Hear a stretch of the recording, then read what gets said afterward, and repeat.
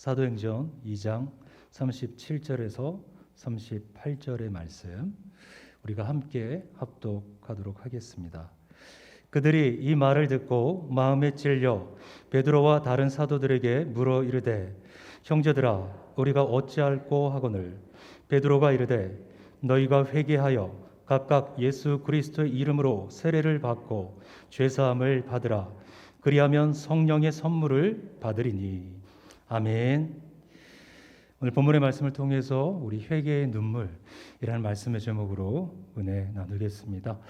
우리 옆에 계신 우리 성도님들 우리 바라보면서 이렇게 인사하기 원합니다. 우리 회개의 눈물을 회복합시다. 아멘.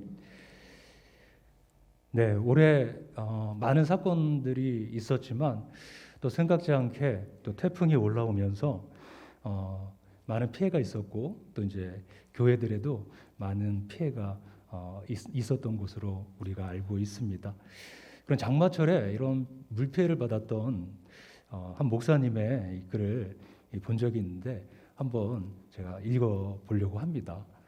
어느 날 갑자기 3층 천장 곳곳에서 이 물이 쏟아져서 바닥이 한강이 되었다. 급기야 천정 한 곳이 훅 내려앉기까지 했다. 급히 천정으로 올라가 보니 빗물이 밖에서 천정으로 들어오고 있었다. 물이 들어오는 것을 어떻게 막을 방법이 없어서 그저 비가 그치기만을 바라며 이 천정에 고여 있는 물을 퍼내고 이 천정 몇 곳의 구멍을 뚫어서 빗물을 받아냈다. 여러 번 업자를 불러서 해결책을 강구했지만 지붕을 모두 걷어내는 방법밖에 없다라고 입을 모았다. 비가 오는 어느 날 또 발을 동동 구르며 지붕으로 갔다 천정으로 갔다 하다가 지붕 물바지에서 물이 내려가지 않고 고인 것을 발견하고 긴 작대기로 조심스럽게 물바지를 휘저었다. 그랬더니 고인 물이 순식간에 쑥 내려갔다. 그리고 그 뒤로는 많은 비가 와도 천정으로 물이 스며들지 않았다. 십자가 탑의 둥지를 틀고 살던 까치들이 이 집을 짓기 위해 나뭇가지를 물고와서 지붕에다 버린 것이 이 빗물에 쓸려 내려가 물바지에 쌓이게 되었고 또 바람에 날려온 낙엽이 그곳에 얹어지면서 이 물길이 막혔던 것이다. 그래서 비가 많이 오면 빗물이 물바지에 고였고 그것이 천정으로 흘러들어와 이런 사단을 일으켰던 것이다. 그때 막힌 것을 뚫는 것이 얼마나 중요한지를 실감했다. 그렇습니다. 무엇이든 막히면 제 기능을 발휘할 수가 없고 이 주변을 당혹스럽고 힘들게 만듭니다. 그래서 사람들이 소통을 중요하게 생각하는 것 같습니다. 우리나라의 유명한 의학서인 동의보감에도 이런 말이 나옵니다. 통즉불통, 불통즉통.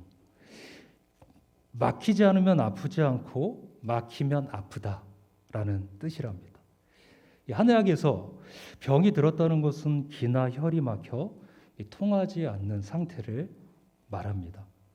기나 혈이 원활하게 흐르도록 뚫어주는 것이 치료라는 것이죠. 그런데 이것이 병뿐만이 아니라 이 관계도 마찬가지입니다. 소통이 잘 되면 건강한 관계를 유지할 수 있습니다. 그러나 소통이 안 되고 막히면 우리 관계에 이 병이 듭니다. 그래서 함께 있지만 불편하고 힘들어서 되도록 만나지 않으려고 합니다. 만나도 이제 피하게 되는 것이죠. 성경에 나온 이 바벨탑 사건도 알고 보면 불통의 사건입니다. 불통으로 인간의 대역사가 멈추게 되었습니다. 함께 있지 못하고요. 각자 각지로 흩어지게 된 것이죠. 그러니 막힌 것을 뚫는 것, 곧 소통이 얼마나 중요한지를 우리가 잘 알 수 있는 것입니다. 이 신앙생활에도 소통이 중요합니다. 신앙의 건강과 성숙은 바로 주님과의 관계 문제입니다.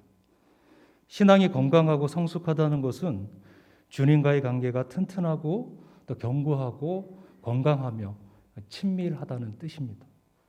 그리고 이와 같이 튼튼하고 견고한 관계, 그리고 건강하고 친밀한 관계를 결정짓는 것, 그것이 바로 소통입니다.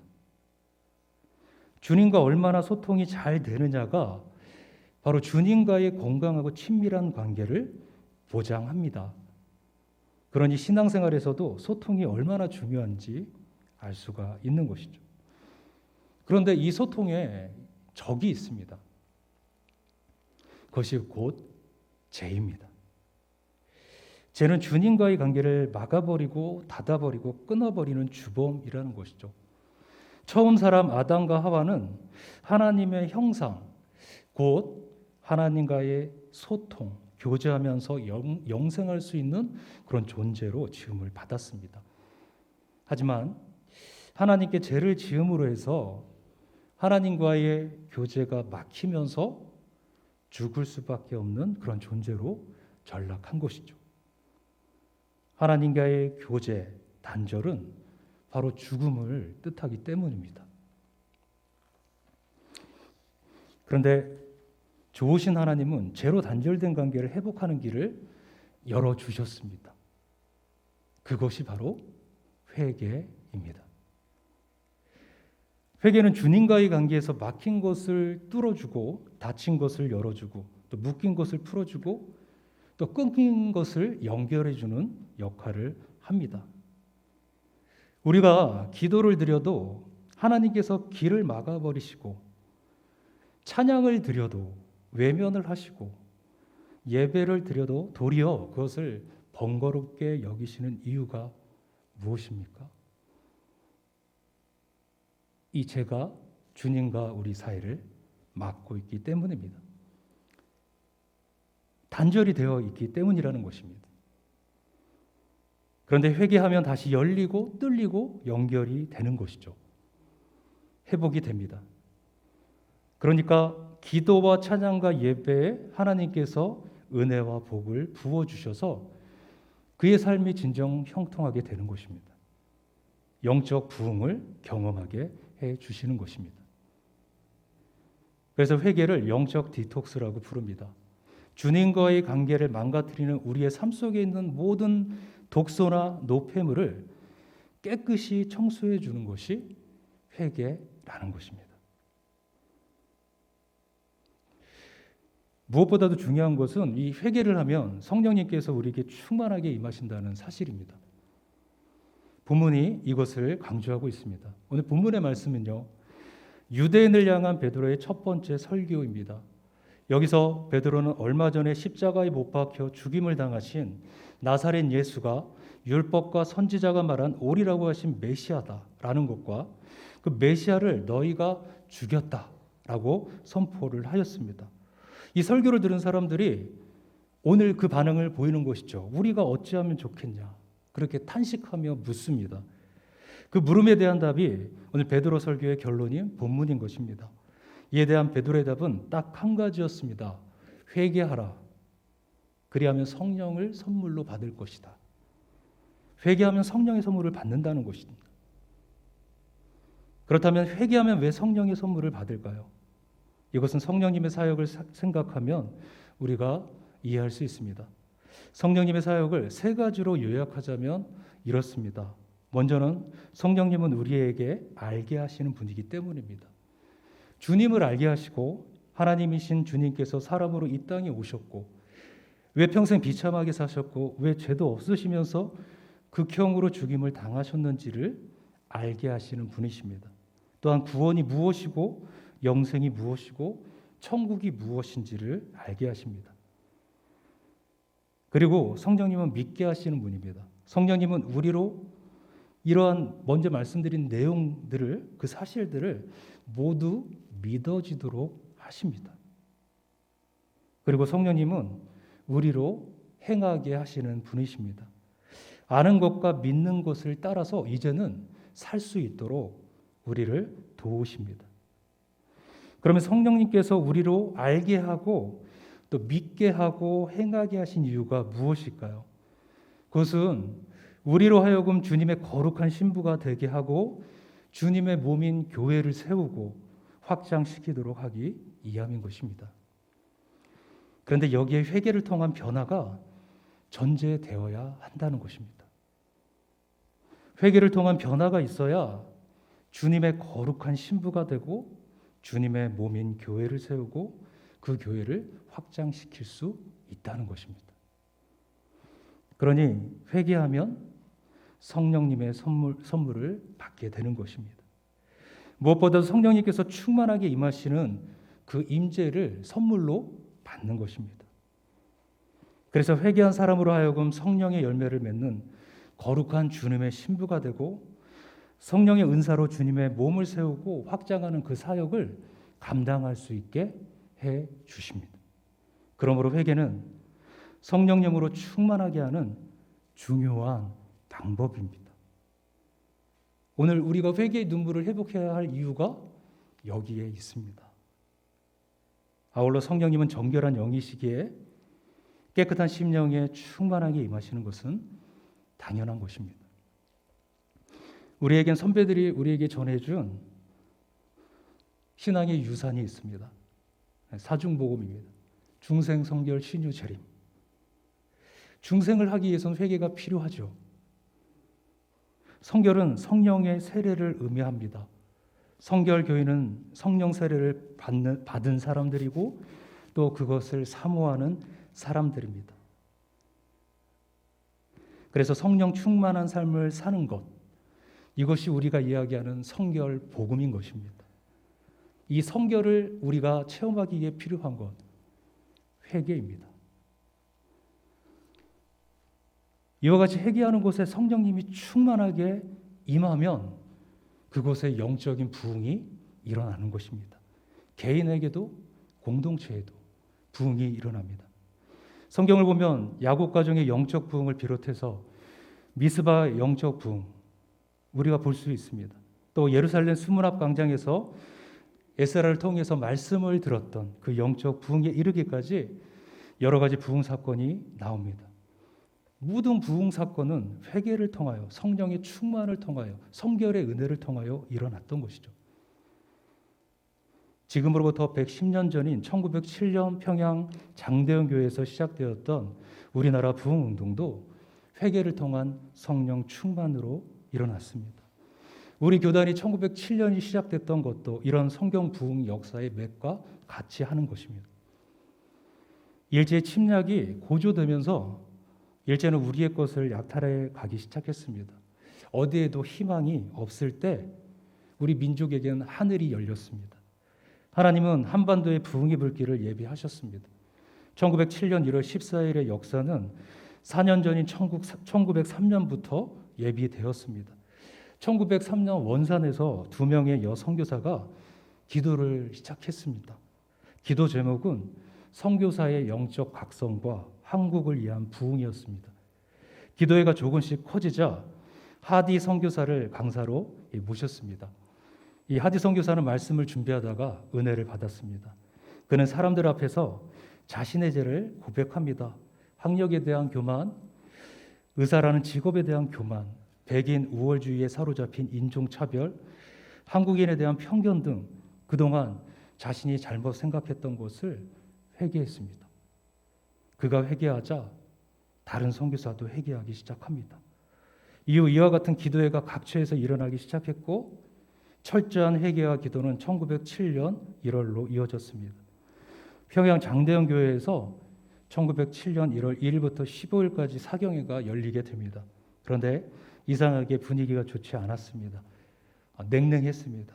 지도부인 선교사들과 한국 지도자들이 매일 낮 정오에 모여서 기도하기 시작합니다. 드디어 14일 저녁에 역사가 나타납니다.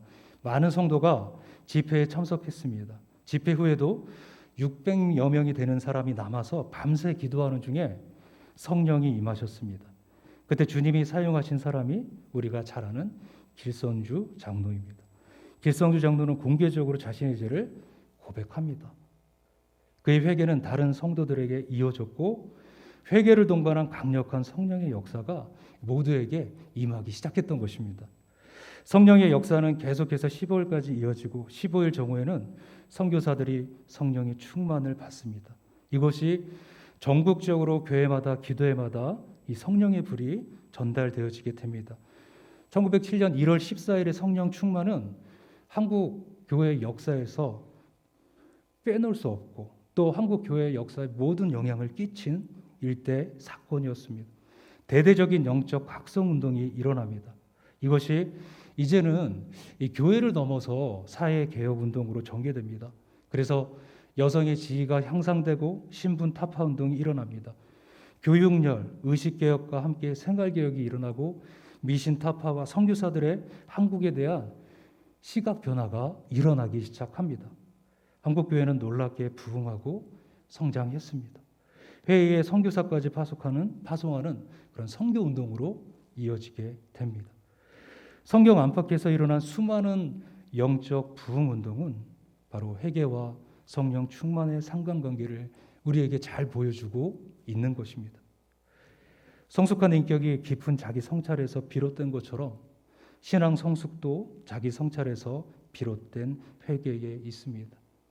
자기 성찰에서 비롯된 회개라고 어려운 말로 이야기되지만 자기 죄를 볼 수 있어야 한다는 얘기죠. 성경에 나온 훌륭한 믿음의 사람들은 한결같이 그래서 눈물의 사람들이었습니다. 다윗, 히스기야, 이사야, 예레미야, 느헤미야, 에스라 등 자신과 민족의 죄를 위하여 한없이 회개의 눈물을 흘렸던 사람들입니다. 회개의 눈물에 대한 응답으로 하나님께서 성령님의 선물을 주셨고 특히 성령님의 충만한 능력을 선물로 주셔서 성숙하고 탁월한 신앙을 갖게 되었습니다. 회개는 성령 충만의 방법입니다. 자기 죄를 깨닫고 또 심각하게 회개하는 심령과 회개하는 곳에 하나님께서 성령님으로 충만하게 역사하십니다. 여기 앉아 계신 우리 모든 성도님들이 그 역사의 주인공들이 되시기를 주님의 이름으로 축복합니다. 아멘. 베드로가 이르되 너희가 회개하여 각각 예수 그리스도의 이름으로 세례를 받고 제사함을 받으라. 그리하면 성령의 선물을 받으리니. 오늘 주님의 말씀을 기억하며 우리의 심령 가운데 회개의 눈물이 회복되며 회개의 눈물을 통하여 성결의 복음, 성령 충만으로 주님 앞에 쓰임받는 우리 모두 되어지길 주님의 이름으로 다시 한번 축원합니다. 예, 기도하겠습니다. 살아계신 하나님 아버지 감사합니다. 우리 심령 가운데 주님의 은혜를 향한 사모함을 허락하여 주시되 오늘 내가 주님 앞에 나가지 못하는 또 내가 포기하지 못하는 또 주님 앞에 숨기는 우리의 연약한 죄의 모습들 하나님 앞에 내려놓고 회개의 눈물로 나갈 때 주님의 사랑으로 품어주시고 회복시켜 주시고 치료하여 주시고 주님이 우리에게 약속하신 성령의 충만으로 주님 앞에 살아갈 수 있는 믿음의 모든 자녀들 되게 하여 주시옵소서. 감사드리며 거룩하신 예수님의 이름으로 기도합니다. 아멘.